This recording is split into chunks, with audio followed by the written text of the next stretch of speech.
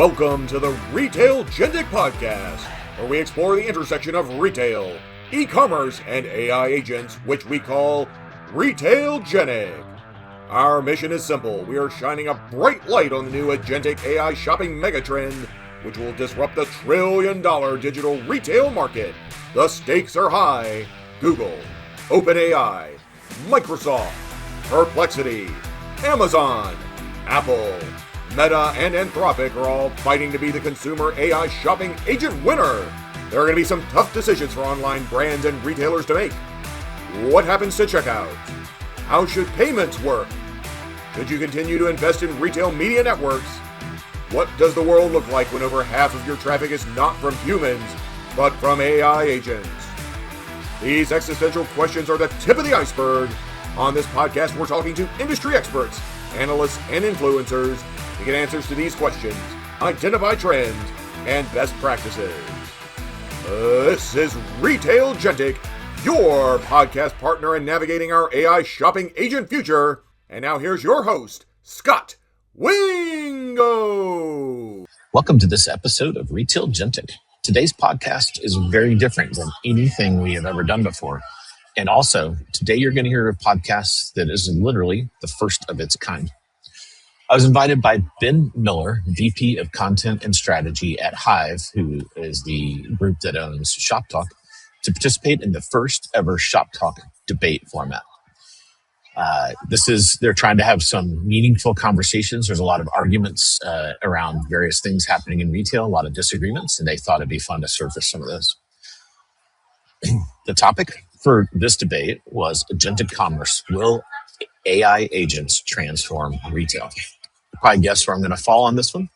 But on the pro-agentic side, we had Ekta Chopin. She is amazing. She's the chief digital officer at e.l.f. Beauty, which has a bunch of brands. And she's very forward-thinking and writes a substack that I'll link to on my substack called the AI Digital Chef that I think you should definitely check out. And then myself, so is Ekta and I on the pro-agentic side.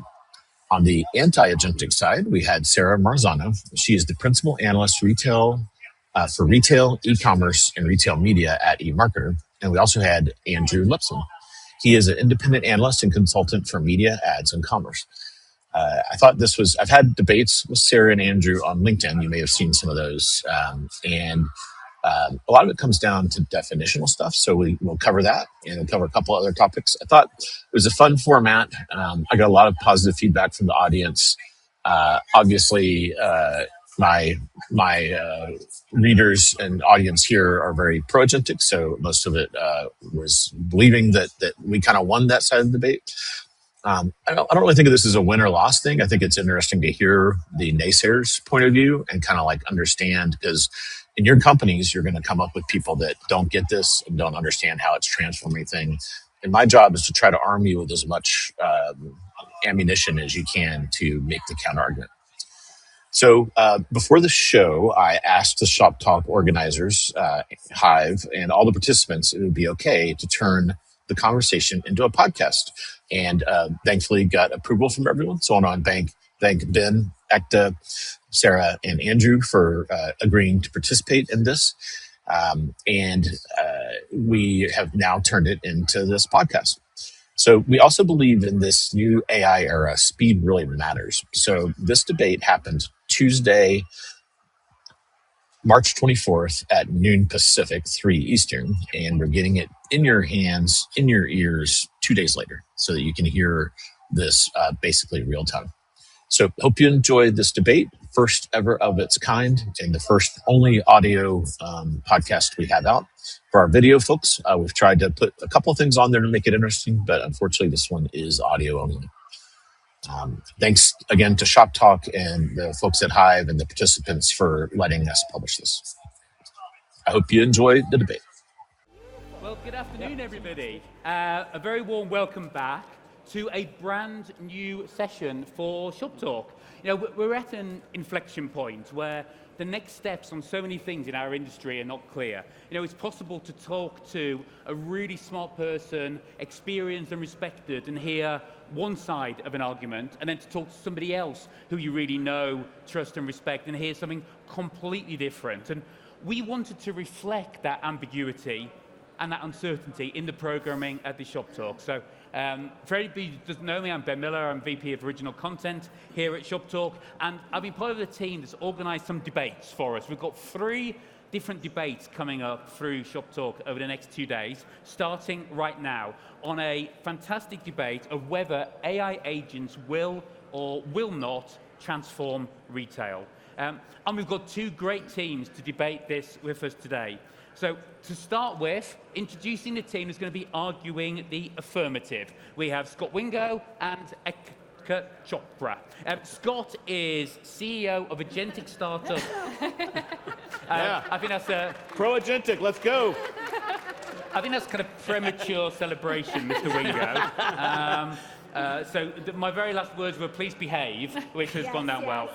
Scot is CEO of Agentic startup Refi. He's former CEO of Channel Advisor. He is co-host of the ever-popular and insightful podcast The Jason and Scott Show, and is now also has a new podcast and Substack tracking the development of agentic commerce called Retailgentic. Ekta is Chief Digital Officer and AI Officer at e.l.f. Beauty, and also supports on a number of boards and organizations with her AI insights and expertise, including Ad Age's AI Advisory Council, for example. Arguing the case against, we have Andrew Lipsman and Sarah Marzano. Warm welcome, please. Andrew is a well-known industry commentator and has led his independent consultancy, Media, Ads and Commerce, since 2023. And Sarah is Emarketer's retail and commerce media expert, and just last month promoted to the role of Vice President and Principal Analyst. So congratulations on that, Sarah. I mean, look, the teams for this almost pick themselves. Scott and Andrew especially have been arguing this topic on LinkedIn for what feels like months now. So I'm delighted that they've agreed without hesitation to join us and settle the debate once and for all in front of you all at Shoptalk today. Look, we're going to be having a relatively structured debate. We're going to be working through 4 key questions with space for opening statements, rebuttals, discussion. The idea is to share as much data, insight, opinion and knowledge with you as possible to help all of you come to your conclusions and take away your own views at the end of today. So, look, we're going to start off by ensuring we're on the same page. What do we mean by agentic commerce, by AI agents transforming retail? So, how do we define it? Andrew, please start us off. Well, first, I just want to say it's great to be here. None of us on stage is the arbiter of this definition, but there's been a lot of debate over what is or what constitutes agentic commerce. And there's a very broad definition which basically says anything that AI touches on the way to commerce is agentic commerce. AI existed before the word agentic did, and so I think there was already AI-assisted shopping and other forms of AI assistance. Agentic, to me, is defined by autonomous decision-making of the agent. So we really need to define and narrow that scope. And so, I don't think anybody disagrees, or certainly Sarah and I don't disagree, that AI is absolutely changing the way we search. It's changing the path to purchase. But this whole idea of agents just kind of issuing a prompt and setting and forgetting it and letting them do the decisioning and then ultimately leading to purchase with minimal or no human intervention. And I'll allow for minimal human intervention. It doesn't have to be end-to-end. But I just don't think that's ever going to happen. So to me, that is what I have called a collective hallucination. Okay, so I love that we've already got into you're pinning your colors to the mast when we're trying to do the definition. So thank you for that, Andrew. Scott, how do you define agentic commerce? Yeah, so I've been in LinkedIn fights with both Sarah and Andrew on this, and I couldn't understand where they were getting this very unique definition they have, and I believe it goes back to Stripe in 2024 had a definition that was kind of like that. And I asked the CRO at Stripe, is that how you guys think about agentic commerce? And she said, where'd you hear that? And I said, Andrew and Sarah, she said, we did say that in 2024, we no longer say that, we have a much broader view of it. And they actually created Agentic Commerce Protocol with OpenAI. So my definition of Agentic Commerce is the researching, find, and potentially buying of a product off of your website using one of the answer engines that have grown up. So we all know ChatGPT, now Gemini. There's 5 of them today. Rumor is Anthropic. I see that they're here in some places, so that they're coming out with one soon. So that's what I think about with this. But as Andrew said, definitions don't matter, because what Andrew and I think isn't what's important. It's what consumers are doing. Yeah. And consumer behavior is changing more in the last 2 years than it has in the last 20. And there's a McKinsey report that just came out last week, conveniently, fresh data from February 26th, so this is not old data. And they basically surveyed 4,000 consumers, which is largely N equals over 2,000 is viewed as a good sample. And they found 68% of consumers are engaging in some form of shopping on one of the answer engines. I had Ashish from Gemini, Google, on the podcast. He said the reason they're doing it is because the consumer data is just irrefutable. Consumers are entering prompts and they want the engine to help them. Yeah. The same is true for OpenAI. Today on the stage over there, they announced some new discovery features. They're not getting out of agentic commerce, so Andrew was dancing on the grave a little bit, but that's okay. And they're doubling down on discovery, and they announced a new comparison function, a new feature with ACP to do better discovery. They're really drilling in on product data, and I think the consumers are pulling it. Last point, the people in this room, there's another survey from Logic Broker, they're over there, and they surveyed 600 chief digital officers like an Ekta, and they basically found 61% of them are, 48% of them are investing over $1 million this year on what I call agentic commerce, off-site discovery, finding of products, and even checkout. Ekta, when we were talking before we came onto the stage, you were talking a lot about the change management you're having to do within e.l.f. When you were talking to the business about agentic commerce, how are you helping them understand what you believe, what you understand by agentic commerce? How are you defining it with your colleagues? Yeah, I mean, I think it all starts with education. We did bring in some external thought starters. So we brought in sort of one of the vendors who's actually really invested in this area to come in and really educate our marketing leadership team. Because when you think about this, right now we're talking about agents, but it's about brand visibility in those, search engines. And if you're not there as a brand, you're going to lose the game. You're irrelevant. So it starts with that, and I think that is a mindset shift that needs to happen in the organization more than are we going to be able to check out or not? It's a broader discussion about how this world is changing and the roles inside the organizations are changing as well. Really interesting points to come back to. Sarah, I'd love to bring you in. When you are conducting research at Emarketer about agentic, how have you come about finding a definition that then when you talk to the industry or you talk to consumers when you're surveying them, that people understand what you mean? Yeah, I mean, so I would refute the idea that definitions don't matter. I think they do, because when we're urging brands and retailers to make big decisions and make massive investments preparing for the future, we need to be really clear about what they're preparing for. Now, the good news about the goalpost moving so often when it comes to defining agentic commerce is that if all we're talking about is a new powerful discovery surface, then brands and retailers have been adapting to that kind of consumer behavior for a long time, and we have plenty of historical precedent for how to adapt to where consumers are spending time and how we show up on those surfaces. That's materially different than saying that transactions are going to move at scale or autonomous decision making is going to change who your customer is, and that's real discourse that's been happening in our ecosystem and in our industry, which is why it's really important to get very clear about what we're talking about here. Yeah. Ben, can I jump in on a data point that Scott shared earlier? So I think that was the McKinsey report, right? And the numbers in the report showed 23% of people engaged in checkout. 23% of the 19% of people who did shopping, of the 68% of people who would engage with AI at all. If you do the multiplication on that, you get down to 2.9% of people who have actually said that they have done checkout. Now, The real number of how much checkout is happening is probably way lower than that, because this just means you've done it. You've ticked the box once, and not that it's a big part of it. So I just want to push back on the numbers, because I think a lot of times these numbers, we can cherry pick data that makes something sound big, but when you actually unpack it and dig into it, it's actually a very fractional behavior. And if that's not evidence enough, we saw that Walmart walked away from instant checkout, and they stated that it was because the activity was not happening. Checkout was not happening in any consequential form or fashion. Which I think really nicely moves us on to the second area that we want to talk about, which is customer adoption. But I think what's really clear so far is that for you guys, for it to be pure agentic, it has to be a level of automation. Actually, for you guys, what we're talking about is using anything in the agentic commerce stack to make it. So what I think we're going to do for the next half hour is make sure we talk to both those points.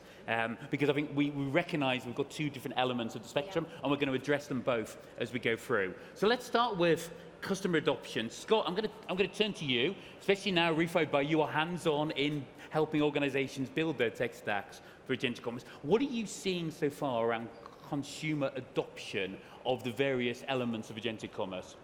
Yeah, I put out a framework that kind of says, I do think we get to some form of autonomy. I don't think it ever gets to kind of like this rough definition of 100%, because I don't think people will ever shop that way.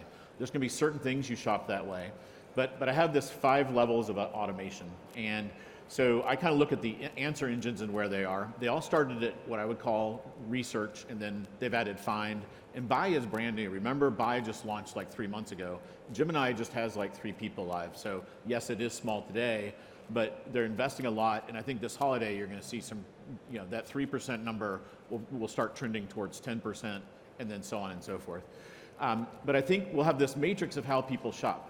There's going to be certain things you want the engine to help you research, or you may want to do that yourself. Like my daughters, when they're searching for an outfit, they want to do that, and then they would love to have an assistant take over the rest.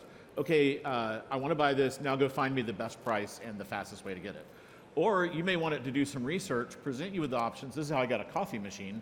Then I picked one, so I got involved in the middle, and then I had it finished towards the end. So I think everyone's going to kind of pick their own way they use these tools, and it's not going to be this. This is what I don't like about this all or nothing definition is the logic goes, our definition is it has to be totally autonomous, therefore, and we don't see that happening, therefore retailers shouldn't do anything. And I think that last step is getting the causality wrong in this. I think it will come, and you have to get ready for the front part. Yeah. What we're seeing is a tremendous investment on the discovery side, making sure you're getting your product data in a format that the engines can use it. And this is below, you have AEO and GEO, which is way up here. That's what I call sentiment analysis. As you go down, everyone's seen the little product cards and then the offer card. Most retailers and brands are not showing up on those offer cards because these new engines are not great at mapping things yet. This is exactly what happened at Amazon in 2006 when they launched their marketplace. So that's what we spend the bulk of our time on right now, is what I call, is a super boring word, but it's canonicalization, is giving the engine the hints it needs and the product data it needs to make that mapping so the consumer sees the product in the right context.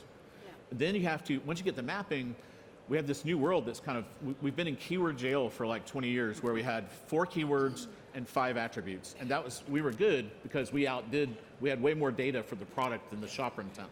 Now the shopper intent is like literally megabytes. We know so much about the shopper, but now we have 5 attributes.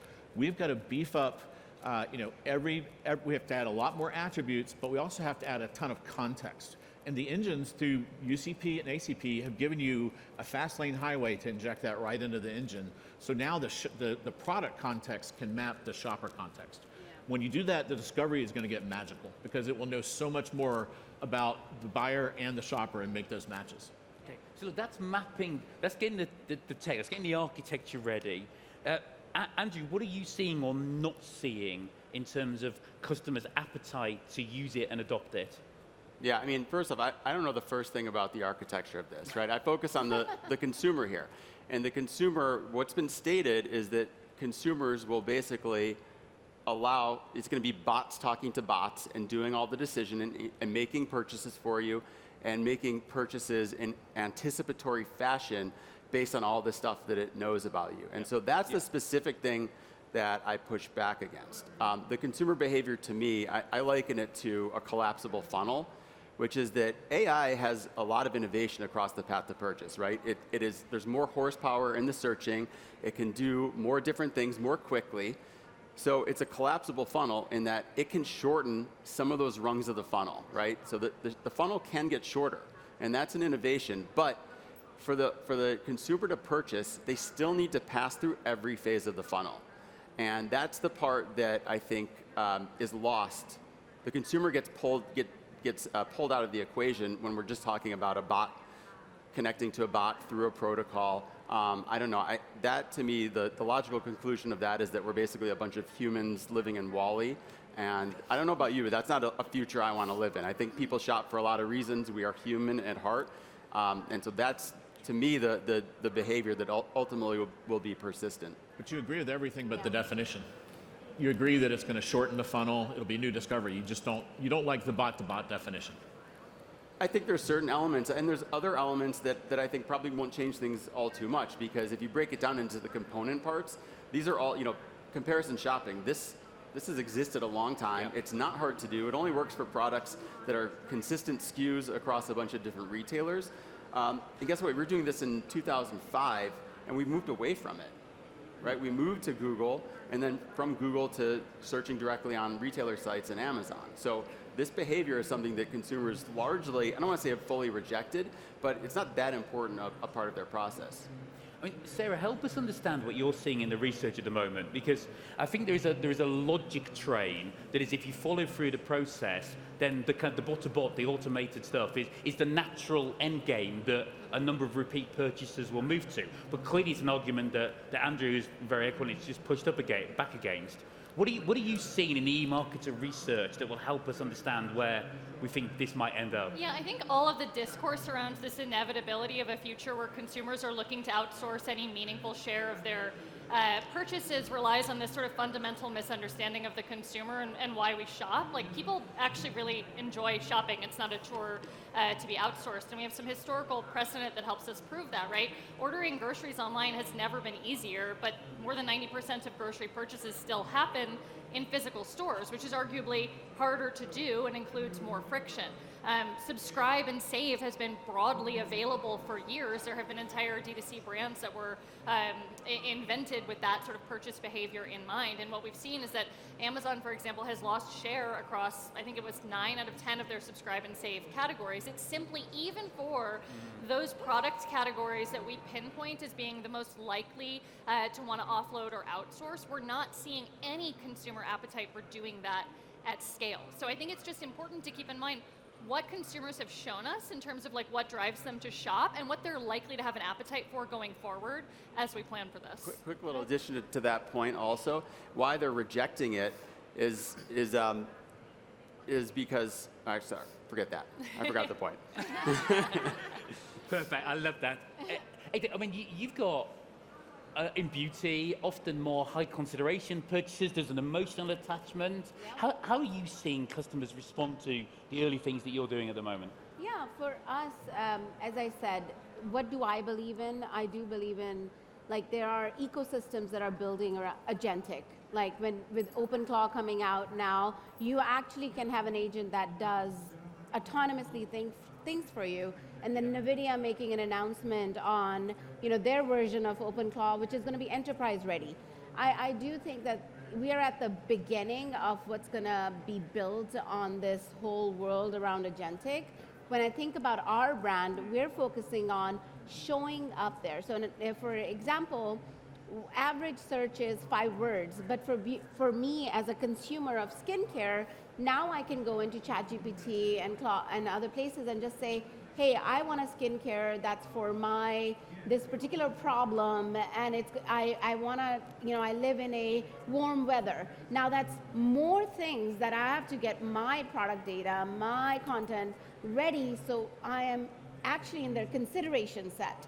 So I do think visibility is absolutely important. Your product data, getting that. I truly believe the architecture of the product data will be sort of the mastermind behind how this sort of works. So that in itself is really important.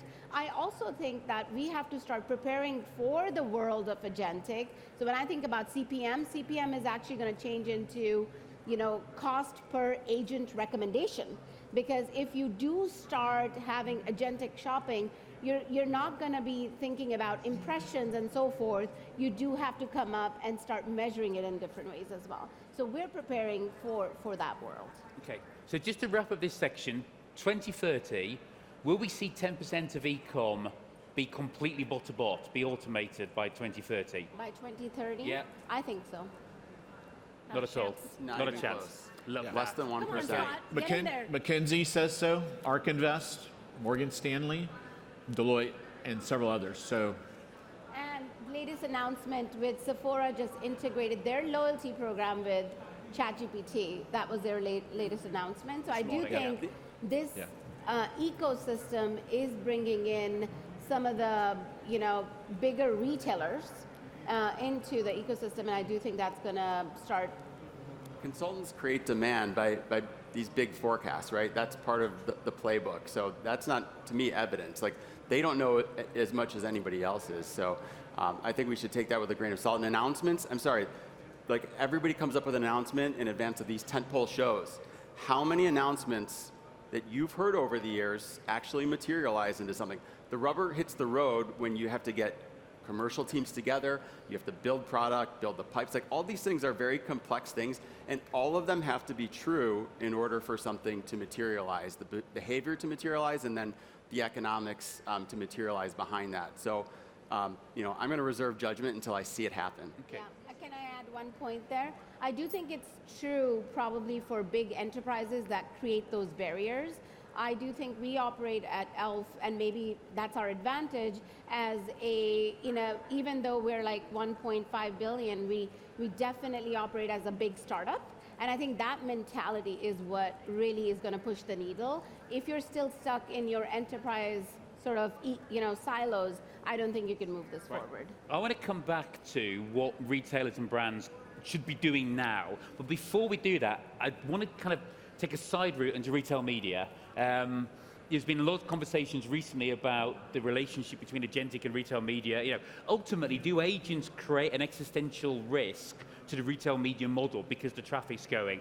Sarah, kick us off. What's your view here? Yeah, I'm glad to get to weigh in here. Look, I imagine at least half of you spend as much time on LinkedIn as I do, and if you do, you've probably come across a really scary line of thinking that goes along the lines of, by 2030, retail website traffic will go to zero, and the website as we know it will be a vestige relic that catered to a time when human beings shopped. And that's terrifying for anyone in this industry, right? It's enough to send chills down your spine unless you spend any amount of time thinking about it critically. So let's do that. We have a fair amount of evidence as well as historical precedent that shows us that traffic to retailer site is not in danger and that retail media's value is not going to be undermined. Let's start with whether or not traffic is going to decline significantly. I just want everyone to keep in mind that the only way that's going to happen is if transactions move off of retailer websites at scale, okay? Now, out of the $144 billion that Emarketer is forecasting for AI platform-driven e-commerce, we have about $28 billion of that slated to happen natively within AI-driven apps. That's about 2% of all e-commerce sales. So traffic isn't going anywhere, again, unless transactions move at scale. And this is where the really important historical precedent comes in, because we have a long history of tech platforms who do really well at gaining consumer attention or playing in the discovery phase, looking to extend their influence into transactions. Some of them you might have heard of. Google, Meta have all tried to move into owning the transaction layer and largely failed, which really shows us that owning attention does not equate to the right to own the transaction. So let's put the fears about traffic disappearing overnight to the side, and let's think through how AI discovery and referrals are reshaping how consumers show up on retailers' websites. We have data there too. We know from SimilarWeb that when we look at referral traffic from ChatGPT compared to referral traffic from Google, that these consumers are entering retailers' websites more engaged, with higher intent, and that they're more productive, right? They spend more time on retailers' websites, they look at more pages, and they convert higher, right? 2 points higher based on the last analysis that I saw. All of this is major upside for retailers and retail media. and I will stop talking in a second, but I do want to weigh in on another popular narrative that's gaining steam, which is the idea that as referral traffic from AI platforms evolves, it will increasingly deposit users lower in the funnel on retailer websites. And the argument is that therefore, the value of retail media will go away because those consumers will be less exposed. To believe that, again, you have to put aside everything you know about how consumers love to shop, and you have to put aside the 10 years of history we have around referral platforms increasingly depositing users lower funnel on retailers' websites. We know that the consumers who are hell-bent on transacting on one item are going to do so, and that the majority of consumers who are open to discovery are going to continue browsing and basket building, which, good news for retailers, they're really good at it. So again, buying into this narrative requires you to completely ignore the way we know consumers like to shop. And it also requires this willful ignorance of all the well-documented issues that the AI platforms have had as they've tried to get single item checkout off the ground. So retail media does not face an existential threat, neither do retailers' websites. In fact, there's a lot of upside to be considered. Okay. So just a question there, then Please. do you put all the consumers, because there's multiple consumers, there's Gen Z, Gen Alpha. When you say consumer, which consumer are you talking about? That's right. I'm talking broadly about consumers and how we've seen they like to shop. And there is no misconception on my end that retailers and brands need to segment and plan based on the type of consumer they're catering to, right? Yeah. So strategies need to evolve based on the shopping behavior that they're seeing. But the point contends that the point remains that basket building is a huge part of shopping on e-commerce websites. Yeah. And there are some D2C brands who are probably very used to single item checkouts, but most major multi-brand retailers are very accustomed to basket building. Yeah. Okay. Ekta, tell me, how do you think about it? It's obviously e.l.f., big investor in advertising, you think a lot about demand creation, big investor in retail media. What are you thinking when you look forward about the amount that you might be investing, the proportions, how important retail media will become as agentic commerce increases? Yeah, relatively, to be honest, we don't invest a lot in retail media. The only ecosystem that we invest in is really Amazon to a certain extent, or our direct channels. We do testing and learning. And I think that goes back to our price point. e.l.f. is, value brand, and for us it does not make sense because our prices are so friendly anyways. So for us, it's really showing up on those retail websites and so forth, the best enriched data as possible, to make sure that the consumer has everything in order for them to shop our product. So education becomes super important, content becomes super important, less so in media. But coming back to the original question, do you believe that traffic to retailers' website is going to decline in a significant way because of AI platform behavior? I think as retailers figure out how they're integrating into these answer engines, I do think it will decline. I don't know to what extent, it's going to be completely gone. No, I think it's just going to be diverted, and I think it'll become a meaningful channel. I don't think it's going to go away completely. So it sounds like we agree that some of the upper funnel pieces are going to become more fragmented as discovery shifts and change, but the traffic to retailers' websites is going to remain healthy, and with it, retail media, which is where consumers are exposed to it. I believe that. Yeah. Scott, how do you see it? I think it already has declined. So as people get answers at the answer engines, they're getting less and less informational searches. And I've been talking to CPG brands, chief digital officers, and then also a fashion one, and they have a measurable hole in their plan this year because they're losing SEO traffic, because the answers are happening off their website. I don't know about, you guys know way more about retail media networks than I do, but we are seeing, and then there's, the similar web data shows Google referral traffic to retailers is down 10%, but it's hitting, and it tends to go by generation, so it's the earlier female generations, so fashion and beauty are feeling it the most right now. And they're feeling a material decline in traffic. A CDO at a CPG said, we've had to get our head around that the clicks are going to die. And they basically said, rip clicks. That's not coming from me. That's like, and they've done this trend work, and they basically see the line, I don't know if it goes to zero or not, but there are a lot of people freaked out by this decline of traffic, and it's creating a material hole in their plans this year. But I would add to that does go back to how you're structuring your product or your content. So if you do not pay attention to that structure and the change management around sort of your teams that are currently operating in a different way, not to the answer engines, I do think that decline continues unless you're sort of paying attention I want to that. push back on Please. the substance of the decline. So I've done a lot of analysis of sensor tower data in a bunch of different ways. One, traffic writ large is not declining at all. For the largest retailers, 60 to 70% of their traffic is direct, right? So that's non-referred really in the first place. So that's pretty defensible traffic that's not going to go poof tomorrow. And then the most interesting thing is that if you look at a bunch of retailers plotted their year-over-year growth in traffic versus the percent share of their referral that's coming from Gen AI, there's a positive correlation. Now, if what our opponents say is true, then you would expect to see the opposite, right? That the traffic's declining when Gen AI referral is high. There's no Gen AI referrals because the answer happened offsite. There is no traffic. Traffic is dead. There will be 0 referrals. Then why are they growing? And in some cases by considerable amounts. So are we seeing kind of category or sector differences? I mean, obviously we're talking very general, and everybody in the audience will see what's happening to their website and their companies. Here's the interesting, Gen AI referral is highest for retailers in high involvement categories. So think Best Buy, Home Depot, Lowe's, right? Consumer electronics, DIY, home improvement, things of that nature. And so the funny thing is they're growing.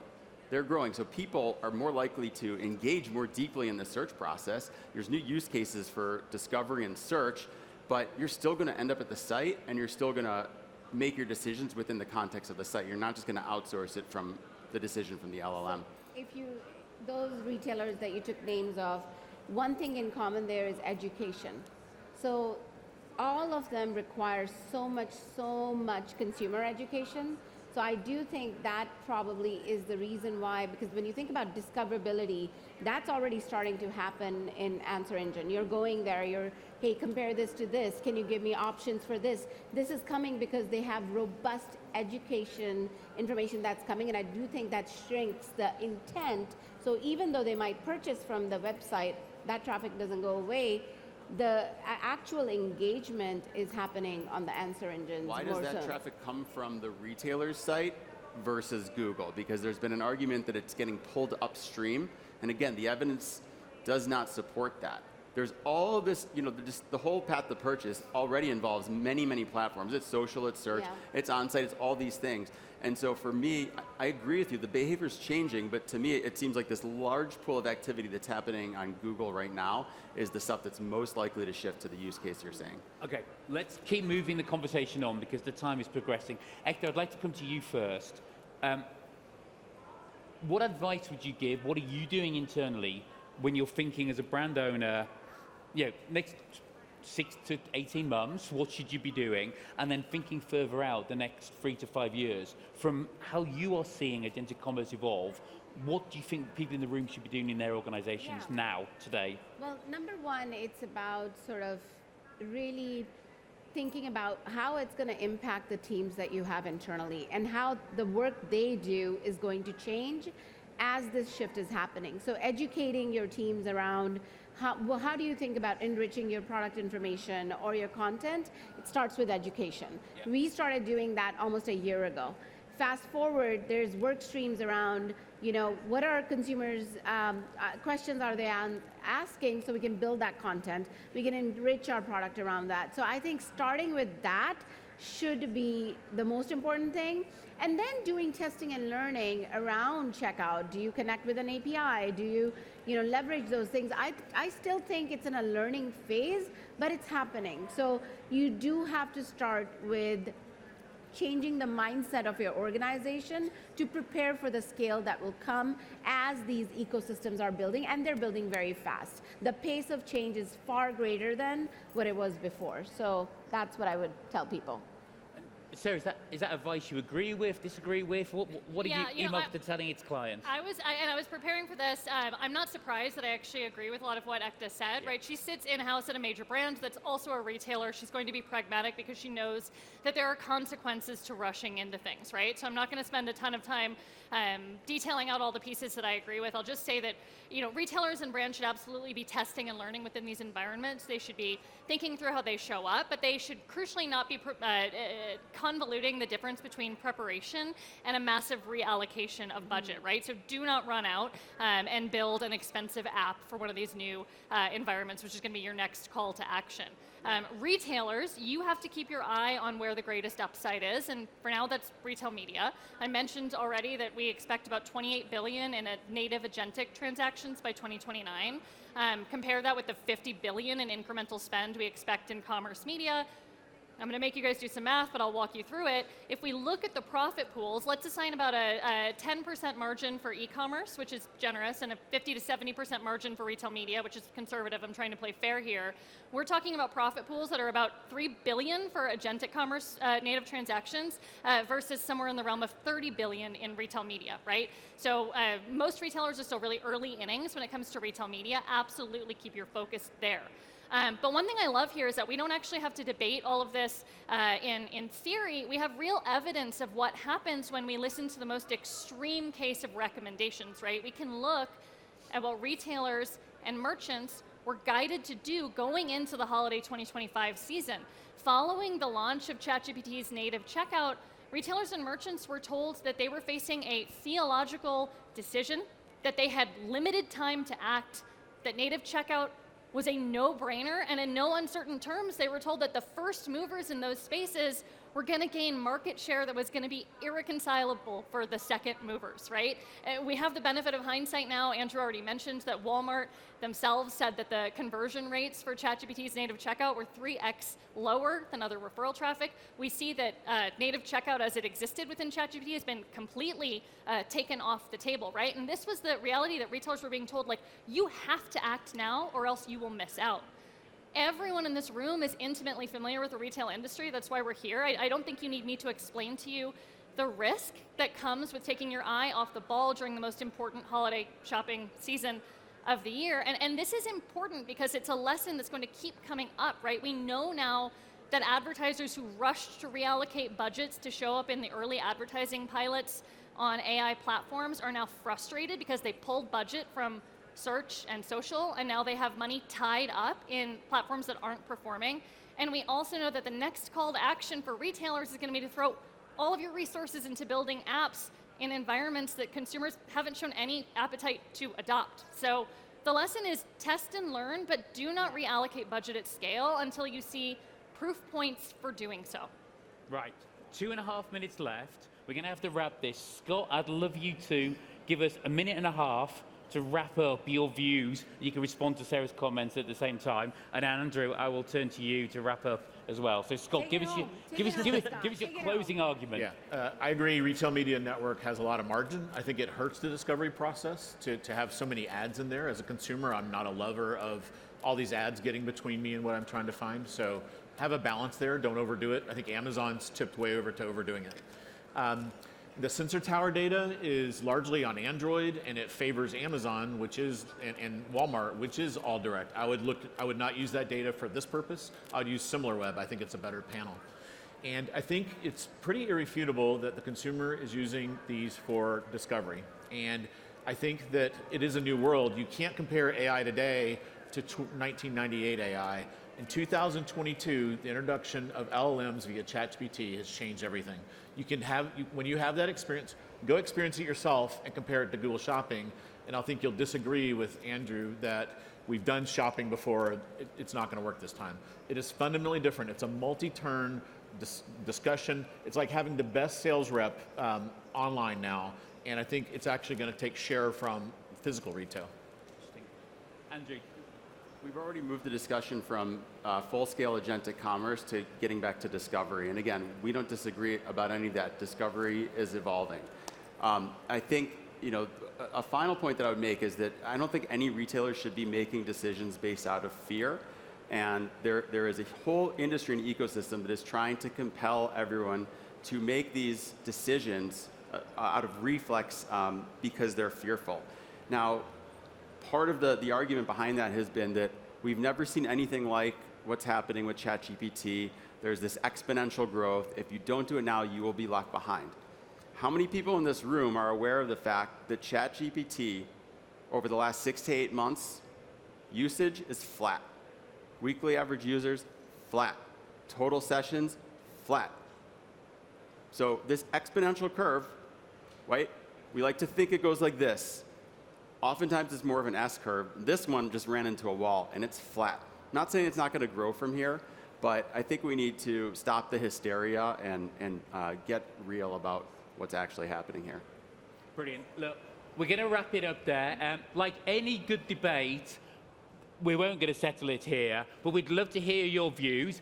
If you violently agree or disagree with what you've heard, we actually have got one of our camera crews out. We'd love to capture some sound bites. Stop with my colleagues. Tell them if you agree. Tell them if you disagree.